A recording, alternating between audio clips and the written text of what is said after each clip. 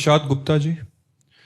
राधे राधे महाराज जी। महाराज जी, माया पर विजय प्राप्त करना बहुत कठिन सा लग रहा है। एक क्षण लगता है कि मैं जीत पाऊंगा, पर जैसे ही प्रतिकूल परिस्थिति आने लगती है तो मैं टूट सा जाता हूं, घबराहट सी होने लगती है। गुरुदेव, ये तीनों गुणों से गुणातीत कैसे हुआ जाए, मायातीत कैसे हुआ? ये ओ मन आधत स्व मई बुद्धि निवेशय, मेरे में मन लगा दो, मेरे में बुद्धि लगा दो।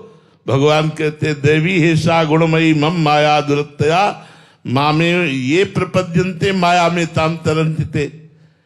ये जो दैवी त्रिगुणमयी माया है, इससे पार होना दुरत्य है, स्वयं भगवान कह रहे हैं।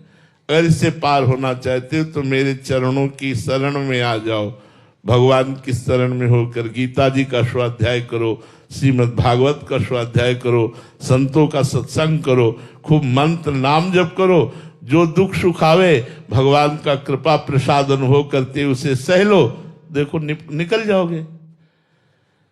अगर भगवान में चित्त लगा है तो आपसे सच्ची कहते हैं कोई भी दुख परास्त नहीं कर सकता। अगर भगवान में चित्त नहीं लगा है तो कोई भी सुख आपको शांति नहीं प्रदान कर सकता।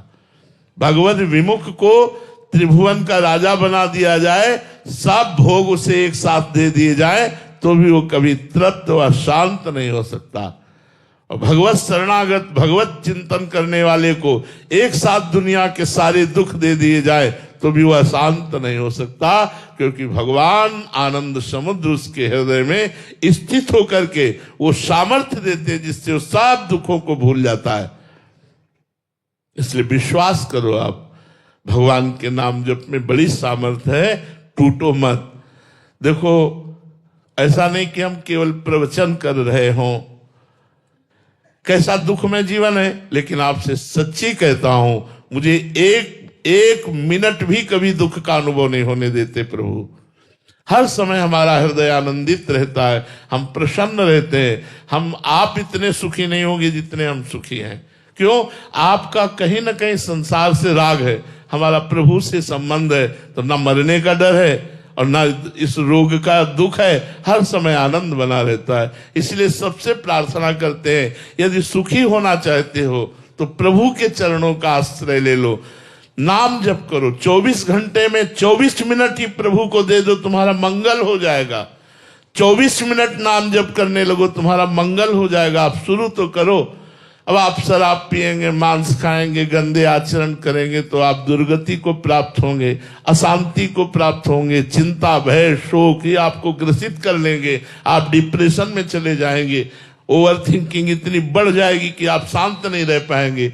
इसलिए नाम जप करो, पवित्र भोजन करो, गंदे भोजन का त्याग करो, आप देखो शांति मिलने लगेगी, हृदय शांत हो जाएगा। भोजन का बहुत बड़ा प्रभाव होता है। आज लोग ना भोजन पर ध्यान दे रहे हैं, ना पवित्रता पर ध्यान दे रहे हैं। जो मनाया, जैसा मनाया, खाया पिया वैसे ही किया, बस पशुवत आचरणों पर ज्यादातर वृत्ति लग रही है। आध्यात्मिक आचरणों को हम भूलते चले जा रहे हैं। इसलिए हमें जरूरत है अध्यात्म की, वही हमें शांति, वही हमें आनंद, वही जो हमें चाहिए वो अध्यात्म से मिलेगा, प्रकृति से तो मिल ही नहीं सकता। परमात्मा का अंश प्रकृति भोग से कभी सुखी नहीं हो सकता। जब तक वो परमात्मा में नहीं लगेगा तब तक सुखी नहीं हो सकता। और ये इंद्रियां प्रकृति की तरफ ही आकर्षित करती हैं, बस यही समस्या है।